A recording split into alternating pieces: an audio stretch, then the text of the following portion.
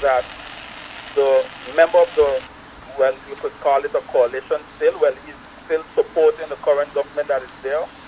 He's from the Christian Party, MP Peterson, referred to the fact that he needs to invite the state secretary to give account as to why the recovery is taking so long and the trust fund and the progress of the different projects that are going on. My the premise, what I sent out, my press release was based on the fact that we have a council of ministers that are accountable to the Parliament of St. Martin. So we have a council of ministers in St. Martin that are accountable to the Parliament of St. Martin. Mr. Knopf is not part of this council or this setup. He fits nowhere in our constitution. We don't have state secretary back in the right now to compare Mr. Knopf's equivalent to a secretary general, which we have within the various ministries. And my point of departure was basically that we do not need a state secretary to come to Parliament to give account as to the update of our progress. We have a council of ministers, and the protocol is clear. They deal with the kingdom government, and then they report to the local parliament. So that was basically where the point of departure. And one thing I also want to highlight was the skipping of protocol. When I refer to the skipping of protocol, Ricardo, I'm talking about the fact that there is a minister of kingdom relations. Knopf is the state secretary. So they skipped the minister of kingdom relations, gone to Mr. Knopf, and I've been very vocal over the past month of the constant overreaching by this same state secretary, whether it has to do with various conditions and so forth in the House of Parliament. And I feel there's a big lack of respect.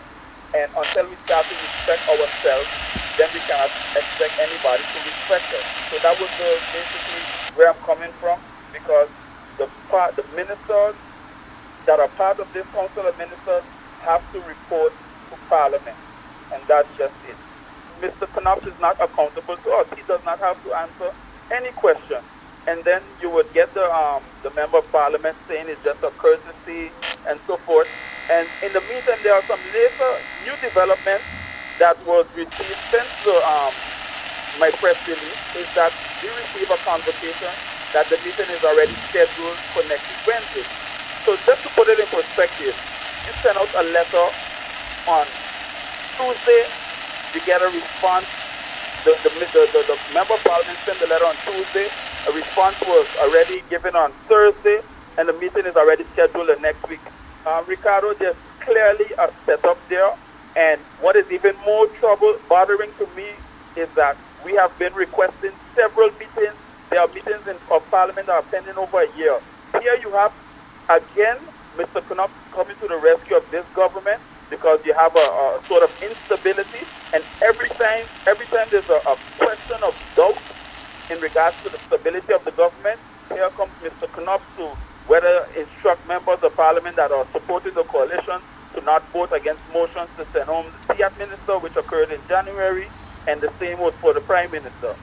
When there was issues in the coalition again a couple months ago, Mr. Knopf came here and he was on a local radio station giving his account as to why the government is good and why the government should stay. Here you have again the government is in crisis. Mr. Knopf is coming again to the rescue. I mean, there's a clear plan, and it does not take a rocket science to see what is going on. So I'm just highlighting these facts and letting the MP know that based on our constitutional setup, there's no room for a state secretary of the kingdom to come to Parliament. And what's even more troubling, Ricardo, is that in the meantime we received convocations that the meeting is next week. And this meeting is scheduled as a central committee meeting. And in central committee meetings, so the dialogue to go smooth back and forth, there's no speaking time until you go over to a public meeting where normally it's 10 minutes, 20 minutes in the first round, 10 minutes in the second round. They schedule a central committee meeting and saying that you only can speak for 3 minutes. Each member of Parliament can only speak for 3 minutes because of time constraints that the state secretary has.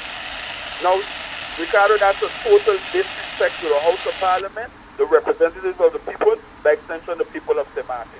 Because here you have the chair of Parliament bending the rules to accommodate the state secretary in something that is already not even not even good in our constitution. So it's just pure negativity, and I'm not here to highlight or because it's a member of the coalition, but I'm just speaking facts, and the people have to be informed and know what's going on. He's going to have the meeting, I guess, Wednesday coming in It's Parliament. Wednesday coming in. Right. Now, would you attend to the meeting so you could ask the minister some questions, or you're not going to attend? I have no questions to direct to the State Secretary, Ricardo. I have to direct my questions to the government. And based on that, based on our constitutional setup, that is exactly what I will do. All my questions that I have in relation to the recovery of St. Martin, whether it be housing, whether it be healthcare, whatever it may be, will be directed to the Council of Ministers, to the respective ministers based on the topic at hand. I have no questions for the State Secretary of Kingdom Relations. That's the job of the government, not as a member of Parliament.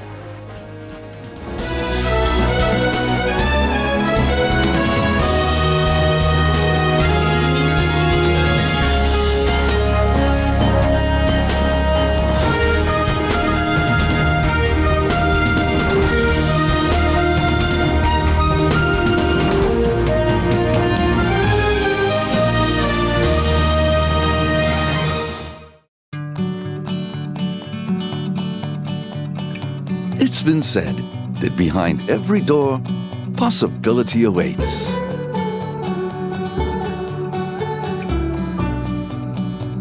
How much possibility depends on which door you open first.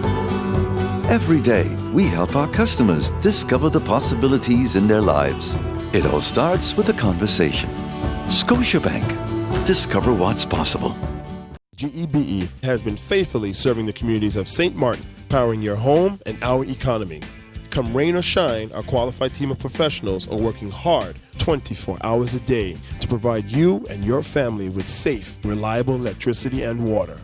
We use the latest technologies and test our products daily to maintain the highest international standards. Our friendly staff is always there to assist you, whether in person, over the phone, or online. We are committed to constantly improving our products and services, making them more efficient, effective, and environmentally friendly to serve you better today and our next generation of clients tomorrow. GEBE, powering a brighter future. Our friend Megawati is here with tips to save you energy. 1. Turn your airco temperature up. 2. Use a ceiling fan instead. 3. Buy energy-saving products. Save some green with NVGEBE.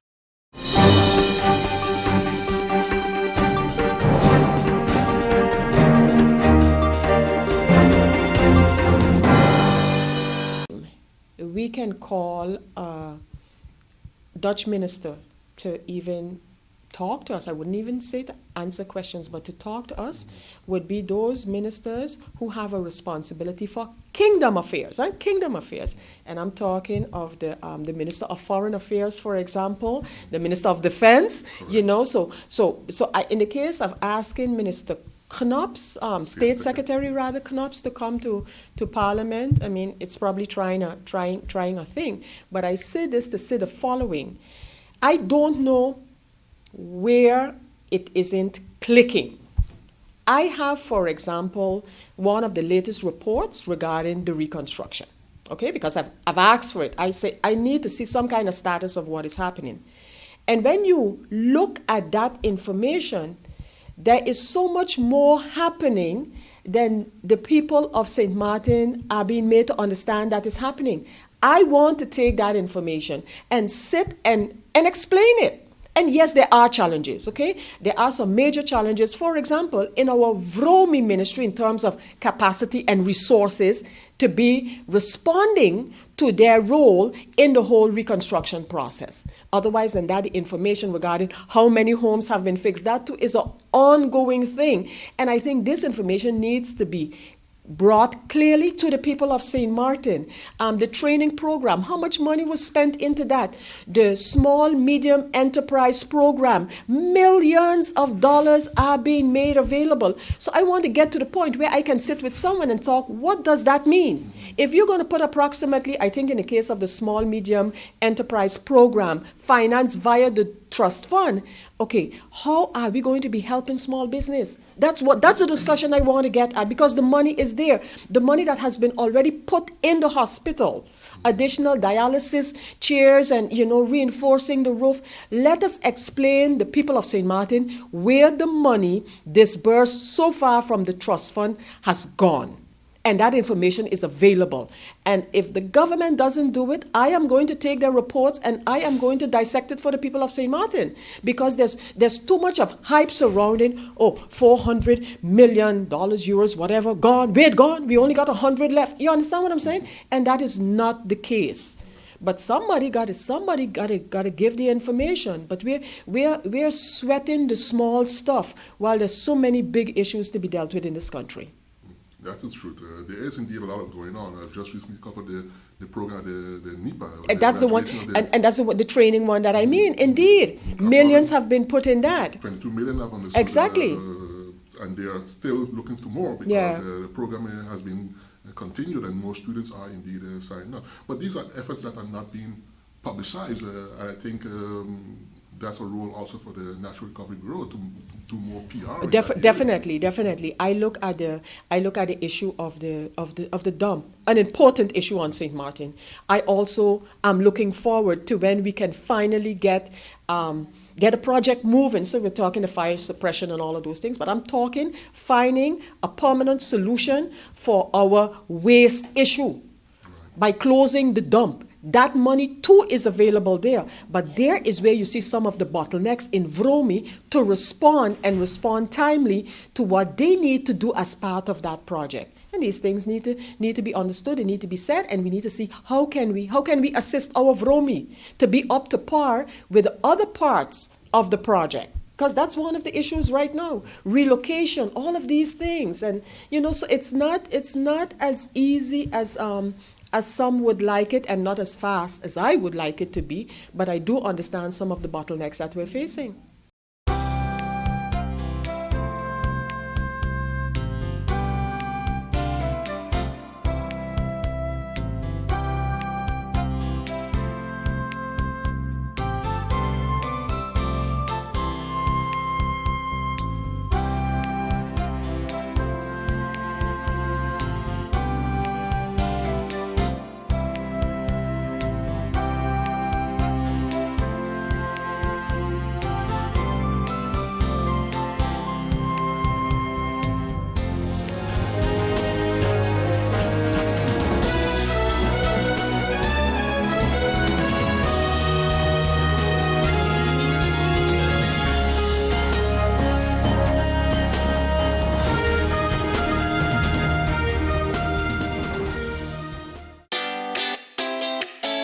Make use of WIB mobile banking with easy access and direct usage of face recognition,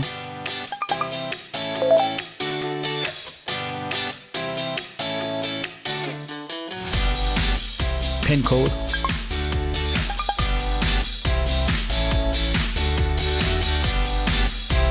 or fingerprint. Download WIB mobile banking app and make your transaction from anywhere at any time. For more information, visit wib-bank.net/quick-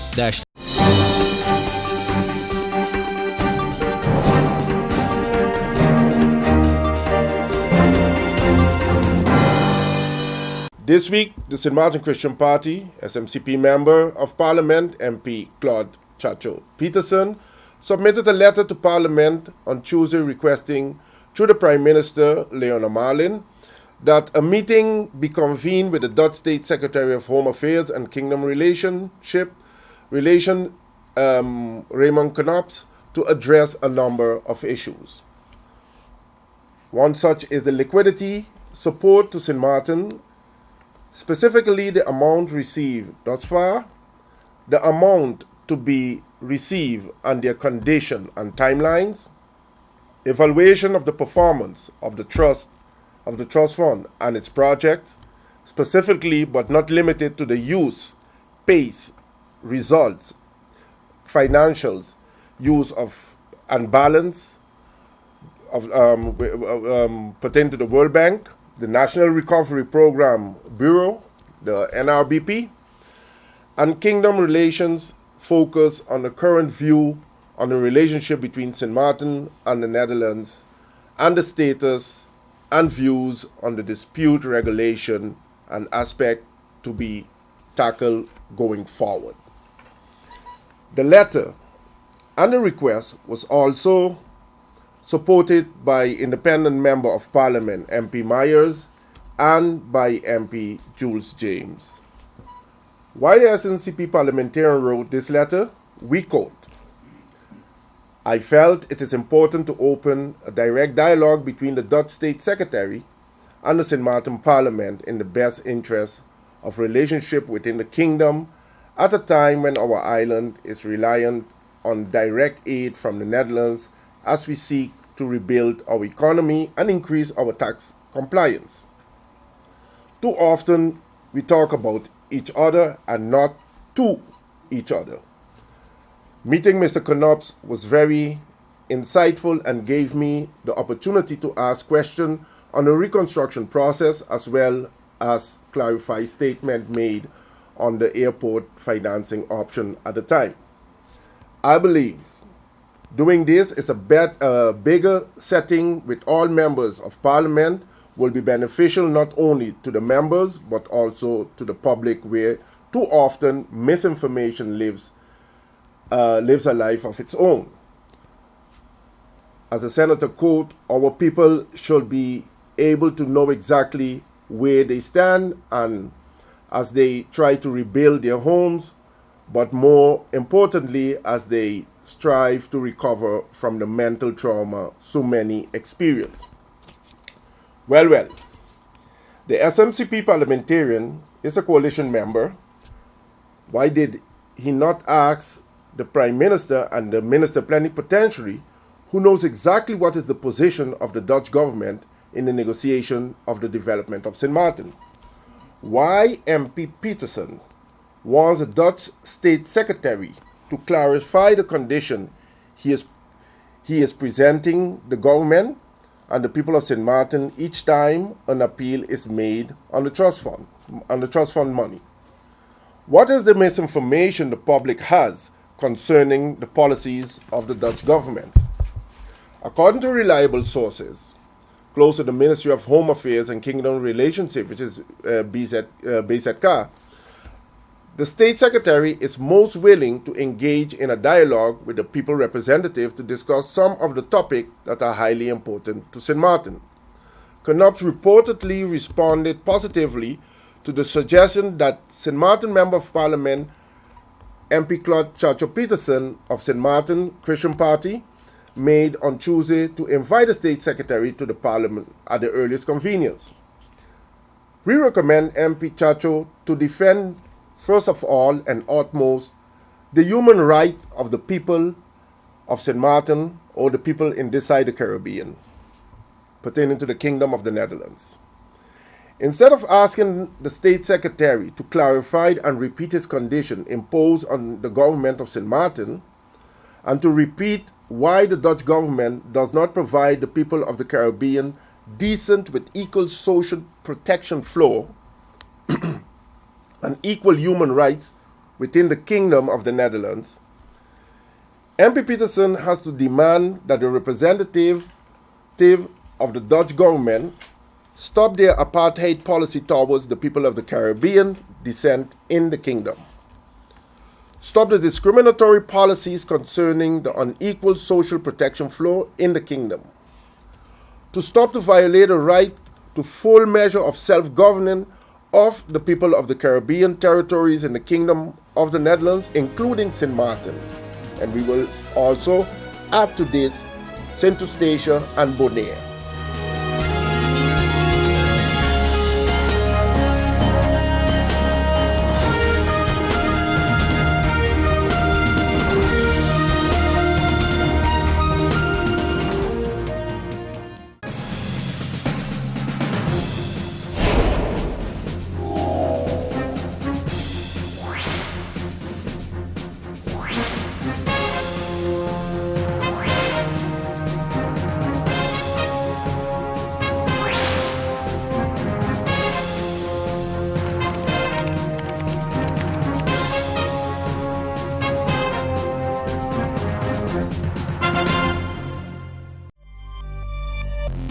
Hi, what's up, St. Martin? My name is Rene Leverett, and I play baseball. And I've represented St. Martin in numerous international tournaments and professionally around the world. Sports matters to me because it reveals and develops character. So I challenge the business community to step up for sports and help us rebuild and repair our facilities. I also ask the community to nominate local businesses in your area to take the challenge and step up for sports. Because hashtag sports matters, hashtag are you in?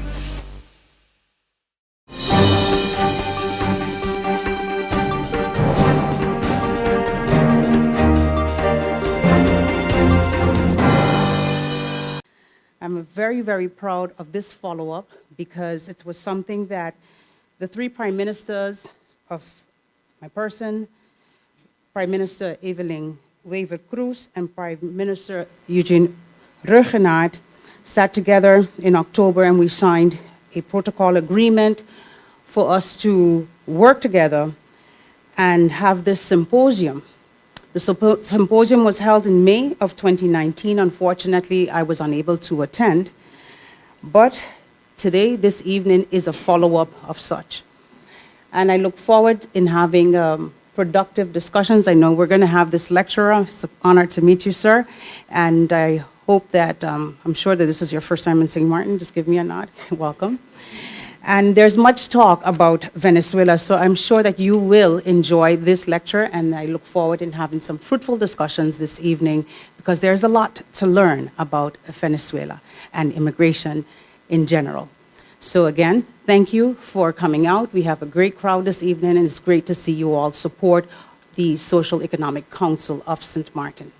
On behalf of USM, I also participated in that conference where I met our guest lecturer for this evening, Professor Gerardo Gonzalez of the Universidad Central de Venezuela, who is finishing his PhD at Leiden University. I hope that this lecture, this joint lecture, is just the first of many shared events to come whereby USM and SER can work together in research and providing information to the government and the people of St. Martin.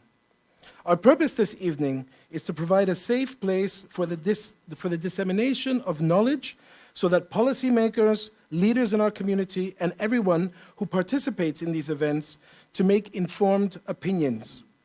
As president of USM, I would like to make clear that USM is a safe place for free-thinking people where all peoples are respected and welcome, regardless of their race, gender, religion, sexual orientation, physical ability, or ethnic background, and regardless of their political opinion.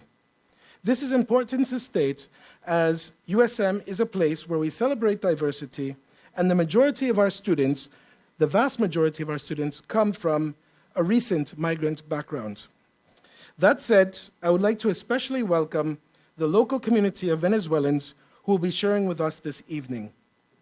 Quisiera extender la bienvenida a todos los hispanoparlantes, especialmente la comunidad venezolana en San Martín. Sepan que la Universidad de San Martín es un lugar de paz y seguridad para el libre pensamiento, la educación superior y la investigación científica, pero también un lugar donde valoramos el respeto para todas las personas independientemente de su raza, género, religión, orientación sexual, habilidad física o trasfondo étnico y nacionalidad, estatus migratorio e independientemente de sus ideas políticas. As a Puerto Rican who has also had to leave his country due to dire economic conditions, I would like to express my solidarity with those newcomers of Venezuela who are found throughout the Caribbean. Now, as a social scientist, an experienced consultant for diplomatic missions at The Hague, not as president of USM, I would like to address the public with a few considerations from the perspective of international relations. I was asked to comment briefly on the relations between the Kingdom of the Netherlands and the Bolivarian Republic of Venezuela. Please be aware that I will not engage in discussion, and this evening we will not be engaging in discussion particularly on the internal situation of Venezuela, although we would have to make reference to the same. But I will be making comments on relations between the Kingdom of the Netherlands and the Bolivarian Republic of Venezuela, which is difficult enough. Now, this is always a difficult task because of the emotions that political situations bring up in people, especially the most affected. Social science, unlike the natural sciences, has to take much more into consideration when it comes to the human condition, precisely because we are talking about human beings. We especially need to think about how we talk, how we address, what language to use, the feelings of others. I think this is important, to use language that does not exclude or dehumanize others. For instance, we should not talk about illegal immigrants or illegal people, but we talk about undocumented persons, as no one is illegal from the perspective of international law. Speaking of international law, the task to comment on the international relations is also made difficult because sometimes the language that is used and the terminology can be insensitive and at times absurd. Let me give you an example that brings us right to this evening's topic. We often hear the term humanitarian crisis in reference to what is going on in Venezuela. I don't think that there is anyone here or anyone who knows the situation in Venezuela and the fact that there are more than 4 million people who have left the country in recent years. No one who can actually deny that there is a humanitarian crisis. However, the term humanitarian crisis in international law is a specific term that requires certain circumstances and actions of states in order to call something a humanitarian crisis.